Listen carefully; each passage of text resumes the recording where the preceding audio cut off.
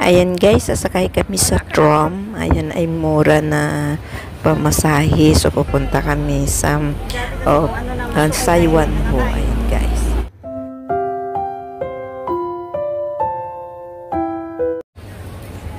Hi guys. Good afternoon everyone. Welcome back to my YouTube channel. For today's video, nandito tayo ngayon sa North Point Market. Ayan. So kami ay today is our day off. So nagkala na naman kami ng aking mga friends. Of course, kapag day off namin, of course, kailangan natin mag-relax. So ayan guys, nag-window shopping tayo. 60 din. Yan. So mga kasama namin dito after namin nag-ice cream na super init actually. So ayan, magkala na tayo dito sa market or wheat market dahil nandyan din yung mga palengke ng mga prutas or meat. $3 lang yung underwear. Yan, so dahil sa mainit kasi, so parang ang hirap maggala. Ayan. Dito kasi sa Hong Kong guys, may mga mura din, may mga $10, $5, depende po sa lugar na mapuntahan namin. Of course, naghahanap kami ng mura. Ayan nga, oh. Diba, marami kang mapagpilian. Ayan yung mga sandals or shoes, slipper, underwear. Of course, kung yun gusto mong mura lang, marami din mapagpilian. Pero mas maraming mapagpilian sa shoe po. Of course, nandito tayo ngayon sa North Point. Magala na naman tayo kaso super init guys. Ayan, may $20, $10, $30, depende sa mga ordinary market. Kung sa mall naman, of course, mahal yun, di po ba? So ito yung mga kasama namin, tipid-tipid sila. Ako kasi guys, hindi ko na kailangan bumili. Dahil of course, may alaga akong dalaga, mga branded pa, char. Di ba po ba? Kailangan na natin magtipid para may uwi tayo sa Pilipinas. Di naman tayo dito forever sa Hong Kong, sa abroad. So ayan o, marami nakaupo. Yung mga kababayan natin, kahit saan makaupo, makapagpahinga lang sa araw ng aming day off. Pero dahil ako ay may community, so bira na lang ako maggala. So dahil today, pinagbigyan ko yung aking kaibigan dahil nga, lagi ako nagpa-promise sa kanila pero hindi ko naman natuloy para puntahan sila kasi busy ako sa aking community dito sa Hong Kong. So ayan, babalik kami sa kung saan sila nagtambay sa Saiwan ho. Ako po kasi sa Kennedy Town ako dahil may church ako, may community. So nakikijoin na ako sa iba kong mga friend. Sa mga hindi pa nakaalam kung ang manong buhay abroad, dito sa Hong Kong, napakagandang lugar, malaya, malinis, protektado ng ng kanilang government.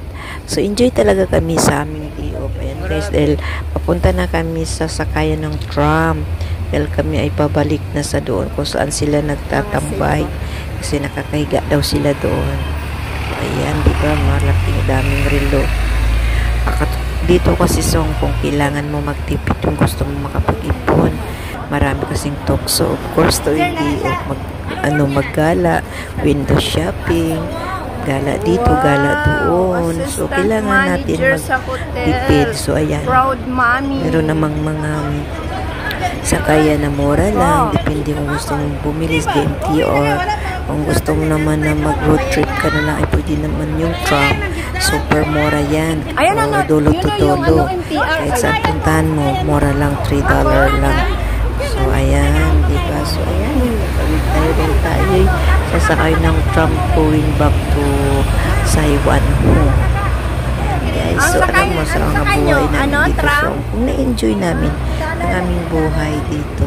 Kaya parang ang hirap for good. Kasi masaya talaga buhay dito sa Hong Kong kaysa ibang sa Middle East na bihira lang mayroong day off. Kasi galing po ako sa Middle East actually. So, alam ko buhay doon. Ibang-iba dito sa Hong Kong. Ma-enjoy mo yung buhay namin tuwing day off namin. Minsan kami lang ang masawa sa day off especially kapag yung pulang kalendar. Sunod-sunod yun, 5 days ang day off. Minsan iba sumusuko. So of course, gumagastos ka sayang, di po ba? Ay, naku, napakaganda. Kasi sa mga kababayan natin na gustong mag-abroad, of course, dito na lang kayo sa Hong Kong. Ayun, diba? So, tingnan nyo lang po yung gandang lugar. Sasakay na tayo sa tram. Ayan, sa tram, mura lang yan. $3. So, babalik kami sa Saiwan Ho. Ang ganda lang ng buhay dito kapag wala kang maraming utang. Ayan, malalaki, nagtaasan yung mga building. Dito na tayo ngayon sa loob ng train. Ng tram. Parang train din siya, pero tram. Ikli lang nga siya. Sa mga kaibigan, ayun mga kaibigan ko yan. So, nag-enjoy kami. Wala ka ng Napakasaya lang talaga buhay ng Hong Kong. Kasi nakapag-relax ka. Nakapag-enjoy to yung bawat pagod mo. Paano, nakapag-relax. 1 week ka makuskus, pero ayan, nandito tayo ngayon sa loob ng tram. Kahit pagod ka, nasabihin mo, ayan, malapit na 1 week, labas na naman makapag-enjoy, ayan. So, kita nyo yung lugar ng Hong Kong. Sa mga hindi pa nakakita, nakapunta rito sa Hong Kong, ay pangarapin yung makarating dito, especially sa mga student ngayon na gustong mag-abroad. Magtapos kayo ng pag-aaral nyo para anywhere you can go or wherever you want to go. Diba? So, sa mga bata dyan, aral mabuti para makaahon tayo sa hirap. Dahil sa Pilipinas talagang hirap. Alam mo daw, ang mahal ng bilihin, subalit parang dolyaris yung presyo. Kaya ako, orang sulong talaga ang pag-for good ko. Gusto ko mag-for good, pero nandun yung pag-alinlangan ko. Paano na kaya kung nasa Pinas na kami, hindi mahirap naman na magtrabaho. Kasi kapag may edad ka, bawal sa Pilipinas, yun ang hindi maganda sa bansa natin.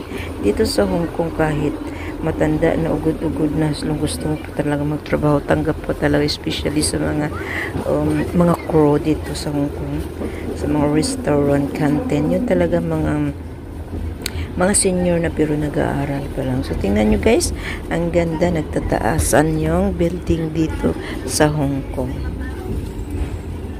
Yan, so nasa tram tayo, mura lang para makatipid. Ako'y natutuwa to yung day off namin, especially kapag yung, ayun na, malapit na ako yung day off, kapag relax.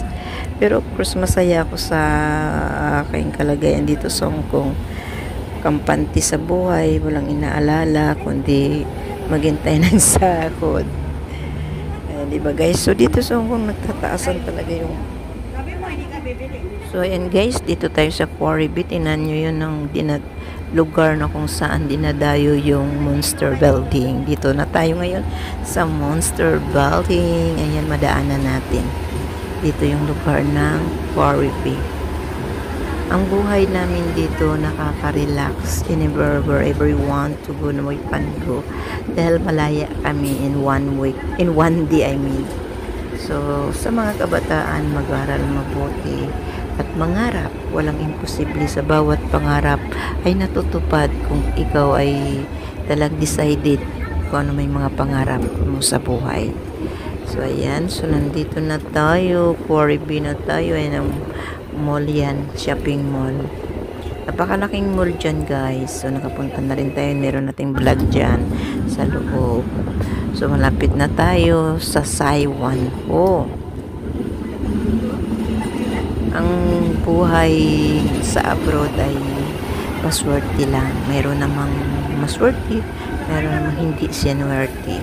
So, sa mga kabataan, huwag matakot na mangarap.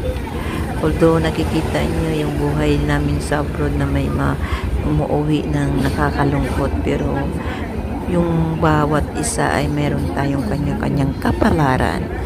So, thank you for watching. Malapit na kami bababa sa tram. Malapit na ang Saiwan Ho, kung saan nagtatambay yung mga friends kong iba. Ako, kung saan-saan lang sila makapagtambay, makapag-relax. Pero ako bilang isang vlogger, hindi ako kontento sa isang solo. Thank you for watching, and God bless you my next vlog. Bye. I love you guys.